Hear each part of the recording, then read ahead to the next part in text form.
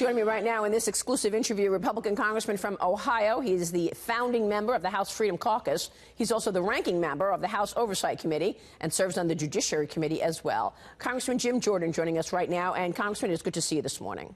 Good to be with you, Maria. Thanks so much for joining us. Can you give us a status check? Where are we in these talks over border security up against this February 15th deadline? I don't know that the position today is any different than it was 7 weeks ago. I think the president's right. It is tough to negotiate and get an agreement with people who are more focused on stopping the president than they are on helping the country. I always say, remember 10 years ago, both then Senator Clinton, Senator Obama, both of them said they were for money for border security wall, money for a barrier. And, of course, today the Democrats have taken just extreme positions. I mean, we got Congressman Blumenauer from Oregon saying that ICE should be abolished. You got Secretary Clinton when she ran for president just a couple years ago saying we need a borderless hemisphere. You got, as the president said, the Speaker of the House saying walls are immoral. And look who's giving the Democrat response to the State of the Union on Tuesday night. Stacey Abrams, who just 3 weeks ago said she thinks it's okay if non-citizens vote. So when you start with that kind of position, it's tough for the president, tough for Republicans to actually get agreement with the Democrats. So I don't know that, again, we're any different than where we were a few weeks ago. And the president's probably right. He will have to, I think, at some point go with a national emergency to get the border security wall done. So nothing really has changed. You were among those pushing the president to dig in, look, keep the government closed. Was all of that worth it? We were pushing the president to do what we told the American people we were going to do, which was secure our southern border and build a border security wall. It doesn't take a genius to figure out, what are we on now, the fifth caravan forming, going to be here any day now in Texas? So it doesn't take anyone with common sense can see we need a border security wall. We need to secure our border. We need to reform our asylum laws if we're going to address the problem. If, as the president says every day, I think, if we're going to deal with the drug problem, if we're going to deal with the human trafficking problem, if we're going to deal with the gang problem. What was it? The bust just this week. Enough fentanyl to kill 57 million Americans? Yeah. So this is serious. The president understands that. We were supporting the president and encouraging him to do what he said and to do what we told the voters we were going to do in 2016 when they elected us. Well, we've talked about the fact that Nancy Pelosi has a wall in her own state many times on this program. So it's a head scratcher how she could call a wall immoral, knowing that she has this wall in separating Tijuana from San Diego in her own state. Do you think the president will call for a national emergency during the State of the Union on Tuesday night? Should he do that?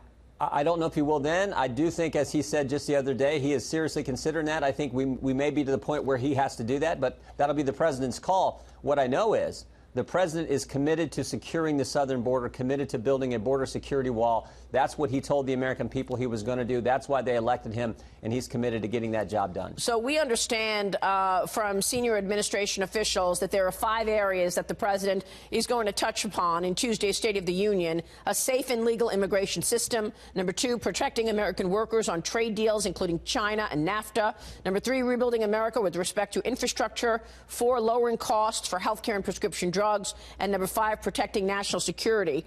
Now, the president has talked recently about the fact that a wall is already being built. More than 100 miles has already been built. Where is that money coming from, Congressman? Is there money in government that he can use to begin this build-out? Yeah, there's some in the Homeland Security budget that he can use right now. And the law allows him to do fencing and to secure the border, particularly when there's a drug problem. Obviously, there is, based on what just happened this past a few days ago, this past week, when there was a drug bust of enough fentanyl to kill 57 million Americans. So, yeah, the president can do that. He is doing that as we speak. I think going to do more of that. But to get the full border security wall done, you either need an appropriation from the legislature, appropriation from Congress, or you need the president to declare the national emergency and do it there. Yeah, so I believe the president said that he's expecting 115 miles to be completed in the near-term future. So you're saying part of the money for that is coming from confiscation of drug money? Well, it's in the Homeland Security budget, and it's money that hasn't been appropriated. Constitutionally, Congress has to appropriate dollars, but money that's there that hasn't been actually spent and appropriated, the president can use that to construct border security fencing under current law. To build the border security wall, he would need to declare an emergency, or Congress would need to pass language which says we appropriate these dollars for a border security wall, and that's been the hang-up. Democrats won't negotiate with us, even though they said just a few weeks ago, you open up the government, Mr. President, we'll negotiate then. The president says, okay, I'll give you one last chance. He opens up the government, and the Democrats and Nancy Pelosi say, oh, nope, we're not for a wall. Well, that must be why Alexandria Ocasio-Cortez is out saying cut funding for the Department of Homeland Security, because she must know that there's money there that the president can use for this. How much money are we talking about?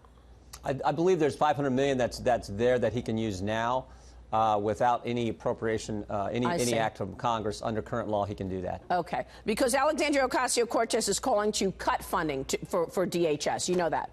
Again, I think it underscores the radical position today's left has taken. Abolish ICE, cut funding, walls are immoral. We said this, if walls are immoral, Speaker Pelosi, where's the legislation that you've introduced to take down the wall between Tijuana and San Diego? I don't see legislation from Democrats to do that, so it must work there, but oh no, it can't happen anywhere else. And then, as I said, the Democrat response to the State of the Union is the gubernatorial candidate from Georgia who said just a few weeks ago that she thinks it's okay if non-citizens vote. That shows the radical position, and still the president's trying to negotiate and get this done for the American people.